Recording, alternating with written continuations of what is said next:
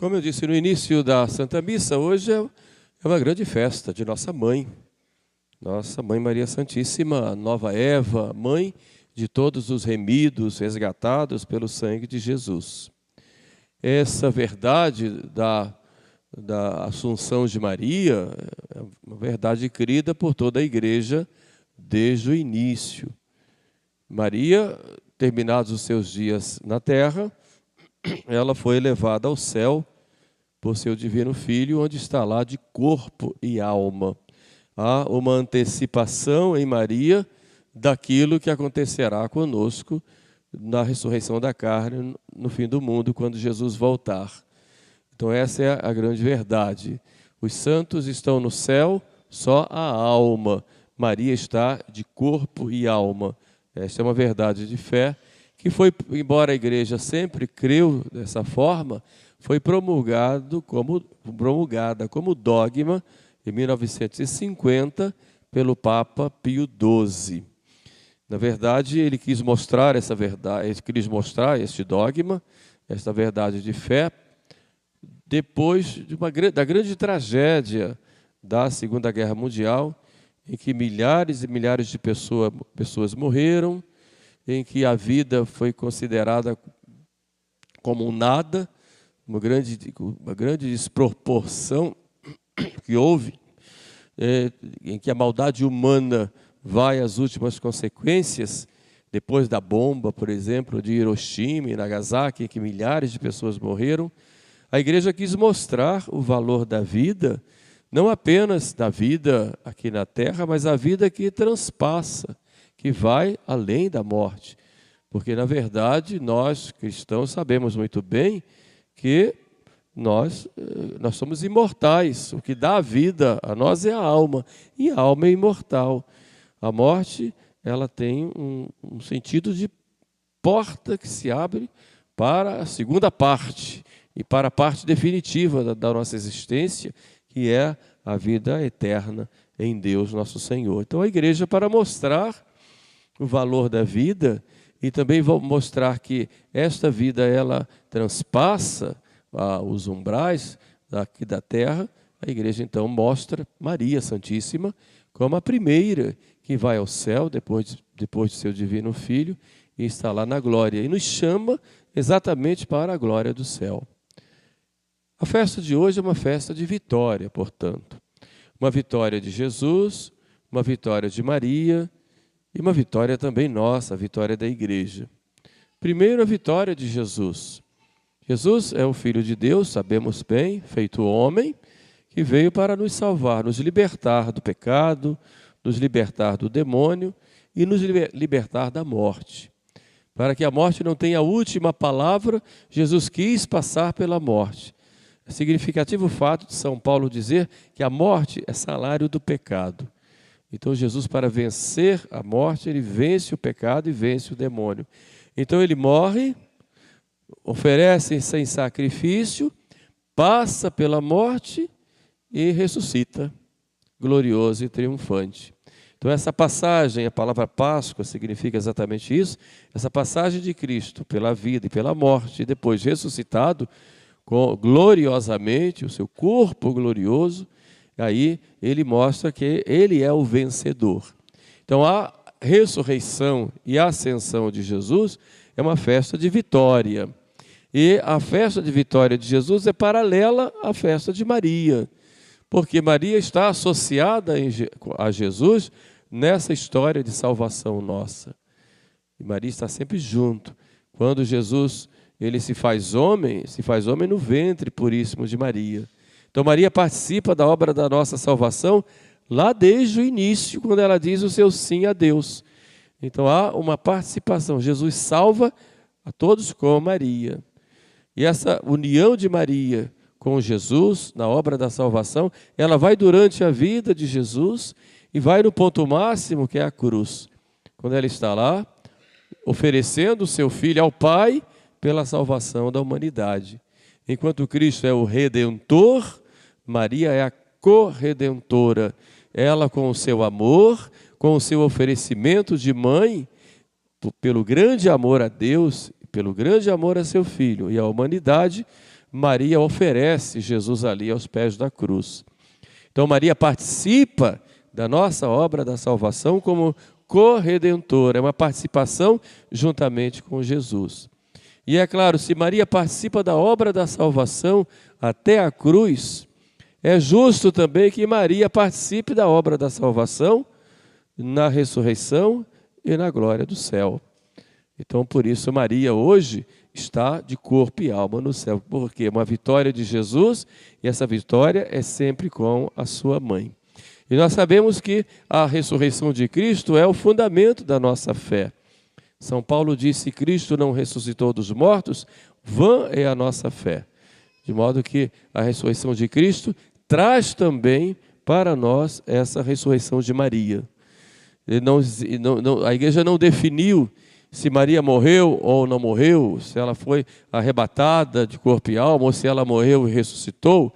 Há duas teses em teologia, uma definidas pelos teólogos. O Papa não quis definir isto, mas ele simplesmente disse que ela foi de corpo e alma, e isso é o que importa para nós. Está lá no céu de corpo e alma, está glorificada, está gloriosa. Entrar na glória é entrar na glória de Deus, que é a própria glória, que é participar desta glória de Deus. Por isso, nós chamamos também a Assunção de Maria, o dia de Nossa Senhora da Glória, o dia da glória de Maria, em que ela é glorificada juntamente com seu divino Filho. Então a vitória é, em primeiro lugar, a vitória de Cristo, mas é também uma vitória de Maria.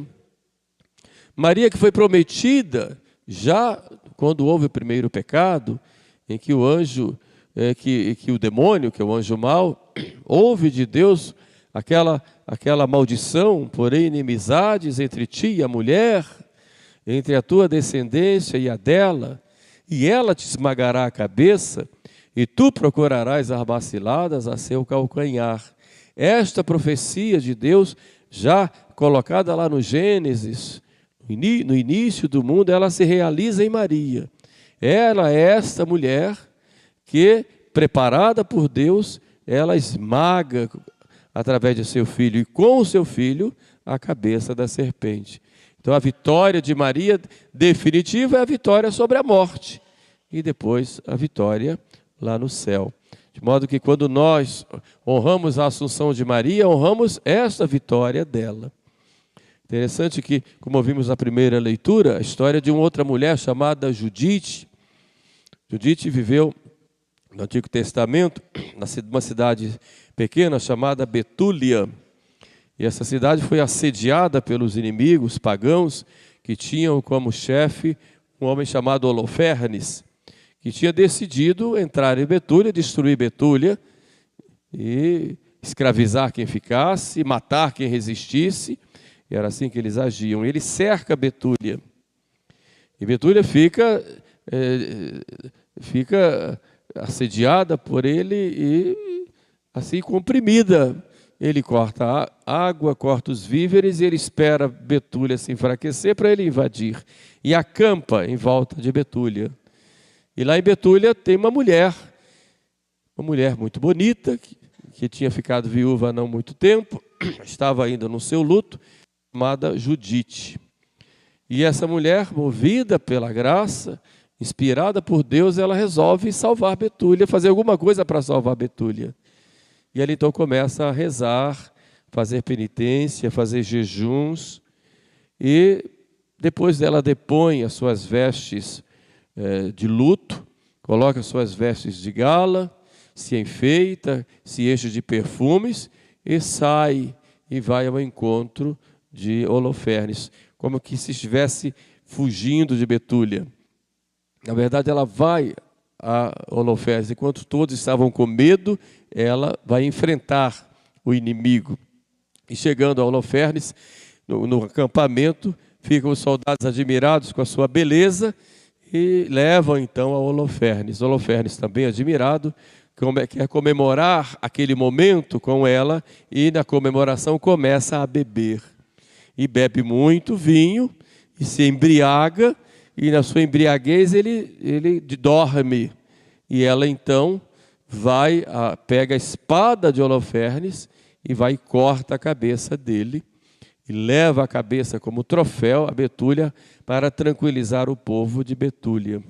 Os exércitos, ou o exército de Holofernes, quando vê que tinham perdido o seu líder, o exército sai e foge em disparada, e Betúlia então não é atingida. Esta mulher, Judite, ela é figura de Maria. Assim como Judite corajosamente vai e para salvar a sua cidade, ela corta a cabeça de Holofernes, a igreja vê em Judite a figura de Maria, que esmaga a cabeça da serpente, não tem medo de enfrentar, sobre ela o demônio não tem poder algum. E a gente compara então com o trecho do Apocalipse, que nós vimos no introito da missa, um sinal, um grande sinal apareceu no céu, uma mulher vestida de sol, tendo a lua embaixo dos seus pés. Essa mulher é Maria. Mas também a gente vê uma mulher em dores de parto, que é também Maria, ou a igreja, em dores de parto, e vem um dragão para atingi-la, e o dragão é vencido. Então Maria é esta nova Judite que vence o dragão, que vence o demônio. E Deus dá esse poder a Maria exatamente como uma maneira de humilhar o demônio, que se por uma mulher entra o pecado no mundo, Deus, na sua infinita bondade, para enaltecer a figura da mulher, que tinha sido humilhada lá no paraíso, Deus então eleva a figura da mulher, enaltecendo Maria. Por isso vamos ouvir Maria dizer: minha alma glorifica o Senhor, e meu espírito exulta de alegria em Deus, meu Salvador, porque olhou para a humildade de sua serva, e de agora em diante todas as gerações me chamarão bem-aventurada. E essa profecia de Maria, cheia do Espírito Santo, ela vai se realizando na história. Já começa lá com a sua glorificação, na sua assunção, mas vai acontecendo na história. Então a assunção de Maria é uma vitória de Maria sobre todo o mal. O mal não tem a última palavra. Cristo vence o mal e vence com a sua mãe. Então isso nos dá uma alegria muito grande, meu Deus. Que bom que a gente vê tantas maldades no mundo e o mal não vai ter a última palavra. Isso para nós é um alento e nos dá a certeza de que a vitória de Jesus e de Maria também será a nossa vitória. Essa vitória é da igreja. Por isso a igreja hoje apresenta essa festa como também a vitória nossa, vitória de cada um. Sabemos que passamos por momentos difíceis na vida, sofrimentos, problemas em que parece de repente que está tudo perdido, em que não vemos nenhum horizonte, perseguições, maus tratos, humilhações, problemas de saúde, problemas na sociedade, mas o mal não tem a última palavra. Nós seremos vitoriosos com Jesus e Maria. E é essa certeza da vitória que nos mostra, que nos dá forças para continuarmos a nossa caminhada. O que dava forças, por exemplo, aos santos para deixarem tudo para seguir nosso Senhor é a certeza da vitória, que se completa e tem a sua plenitude no céu. O que fazem, por exemplo, os missionários saírem do seu conforto e irem se embrenharem nas matas para salvar as almas, é só a certeza do céu, a certeza da vida eterna. Um santo que me chama muita atenção, São Tomás Moros, que era chanceler do rei da Inglaterra na época, Henrique VIII, que havia se revoltado contra Roma, porque Roma não aceitou o adultério dele, ou a segunda união dele com Ana Bolena, e ele, então, manda prender o seu chanceler, que era o homem de confiança dele, mas porque estava contra ele, ele mandou prender. E foram tantas as seduções: se você pode voltar ao seu cargo, se você aceitar o rei, aceitar essa separação do Papa, aceitar o que o rei está fazendo, e ele foi firme. Foi preso, foi maltratado, por fim o rei mandou lá à prisão a sua esposa e a sua filha, para tentar falar com eles e usar do coração, do sentimento: meu pai, vamos ficar sozinhas, vamos ficar sem o Senhor. E ele foi firme. E o que deu essa firmeza a Tomás Moros, e depois o rei mandou degolá-lo, o que deu essa firmeza a ele foi a certeza da vitória que definitiva no céu. Não há outro motivo, não há outra motivação. O mal não vai vencer, eu vou vencer. E eu venço na vida eterna. Então, se eu tenho certeza de que o caminho aqui, depois da morte, eu continuo, então fico tranquilo. Não vou me deixar seduzir pelas coisas do mundo, não vou me deixar abater pelos problemas, embora eu tenha que ter os pés no chão, vou procurar resolver, trabalhar, me esforçar, estudar, ter relações sociais, amigos e tudo mais, porém eu não posso perder a dimensão de eternidade, a dimensão de vida eterna, porque eu sei que a figura desse mundo passa e passa. Então, vou ter a vitória, e a vitória no céu, como hoje temos tantos e tantos santos no céu, que sofreram, que tiveram dificuldades, mas muitos foram pecadores, muitos caíram. A gente pega um exemplo de um Santo Agostinho, de um Santo Inácio de Loyola, de um próprio São Francisco de Assis, e tantos outros que tiveram uma vida afastada de Deus e que depois tiveram a graça de uma conversão, mudança, renunciaram tudo para seguir a nosso Senhor, e hoje estão no céu. Quer dizer, essa certeza de vida eterna é para nós certeza da vitória até sobre nós mesmos. Até quando nós caímos, até quando nós ficamos abatidos diante das nossas fraquezas, diante dos nossos defeitos, a certeza da vitória em Deus, da vitória como Maria, da vitória como Jesus. Então a Assunção nos mostra o céu, nos mostra o nosso fim último, nos mostra que a figura deste mundo é passageira, nos mostra também que venceremos todas essas dificuldades. As cruzes muitas vezes pesam, mas nós venceremos com a graça de Deus. Então temos que ter essa confiança e nunca desanimar e procurarmos seguir o caminho que Maria nos dá, que é o caminho do seguimento de nosso Senhor, com muita humildade, com muita seriedade nas coisas de Deus, muita seriedade. Então a gente tem que ter esse cuidado de, não posso brincar de ser católico, não posso fazer da minha vida uma fantasia, viver uma fantasia, não posso. Tenho que levar a sério a minha vida relacional com as pessoas, minha vida relacional com Deus e minha vida comigo mesmo. Não vou viver uma fantasia. Hoje o mundo cria tantas fantasias e as pessoas não amadurecem. A imaturidade é algo assim tão comum em pessoas até de mais idade. 40, 50 anos, às vezes se juntar tudo vai dar 15. Tem comportamentos de adolescentes que devem ter o seu tempo também. Então é preciso viver e ter humildade no seguimento de Jesus. E essa humildade é a verdade, o que é que nós somos. Então precisamos viver essa verdade sobre nós mesmos, com sinceridade. Às vezes nós queremos sempre receber o incenso das pessoas, que todos nos louvem, que todos nos honrem. Então não aceitamos reconhecer que estamos errados, ou que não somos aquilo que achamos que nós somos. Então, se somos contrariados, logo nos aborrecemos. Veja, por exemplo, dentro de casa, quanto aborrecimento acontece sem necessidade. Às vezes o marido não quer fazer aquilo que a esposa deseja e a esposa fica brava e fecha o rosto, não quero mais falar. E o marido fica lá querendo meu amor para cá, meu amor para lá, e ela finge que nem está ouvindo. Meu Deus do céu, para que isso? Para que isso? Ou então o contrário, né?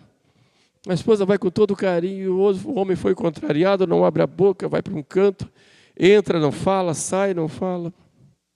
Para que isso? Para que vivermos dessa fantasia como crianças? Então, e assim também nas nossas relações sociais.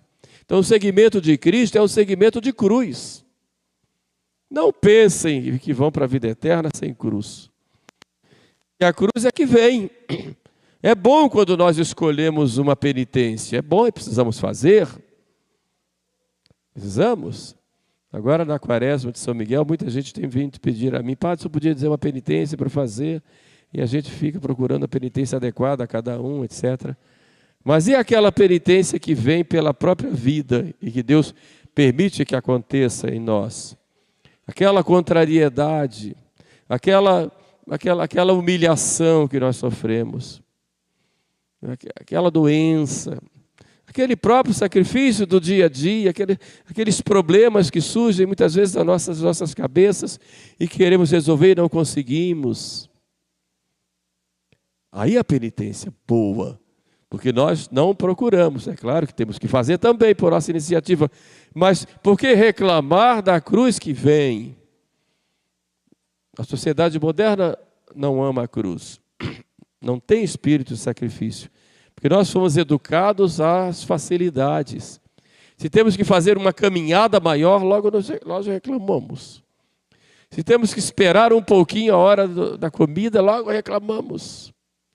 Se temos que aguardar algo que alguém veio fazer e não fez, logo ficamos bravos. Por quê? Porque eu sou o centro de tudo. Tem que fazer do jeito que eu quero, na hora que eu quero. E não é assim a vida. Então o seguimento de Jesus é um seguimento de cruz. Um seguimento de sofrimento. Cristo não nos promete um paraíso na terra. Embora tenhamos a verdadeira alegria de estarmos com Ele, mesmo na dor, mesmo no sofrimento. Porque a alegria do cristão não é a alegria que o mundo propaga, de uma noite de festa, por exemplo. Não é essa alegria. É uma alegria tão grande interiormente, que o mundo pode estar desabando e aqui dentro tem um fogo tremendo que parece que eu vou explodir. Esta alegria que só Deus pode dar. Parece que eu vou explodir. Alegria, quando eu recebo Jesus na Eucaristia, aquele fogo abrasador que me dá vontade de gritar. Essa alegria é a alegria que o mundo não entende. Essa alegria é a alegria verdadeira. Eu posso estar em cima de uma cama, doente, mas ninguém me tira essa alegria. Posso estar numa prisão, como, por exemplo, estava lá o nosso conhecido, aquele cardeal François Vantuan, que eu tenho falado para vocês, da prisão do comunista lá no Vietnã. 13 anos na prisão, em alguns momentos numa solitária, em pé. E ele disse que tinha uma alegria que ninguém podia tirar e era inexplicável. É claro, é a alegria que Cristo dá. Por isso, o seguimento de Cristo para a vida eterna é o seguimento de cruz. O seguimento que exige de nós um conhecimento verdadeiro de si mesmo, para ir se identificando a cada dia com Jesus, em todos os sentidos, até na cruz, para depois termos a vida eterna. E vale a pena. Então a Assunção nos mostra o céu, nos dá esperança diante dos problemas da vida e nos dá o modo de chegar lá, que é o seguimento de Jesus.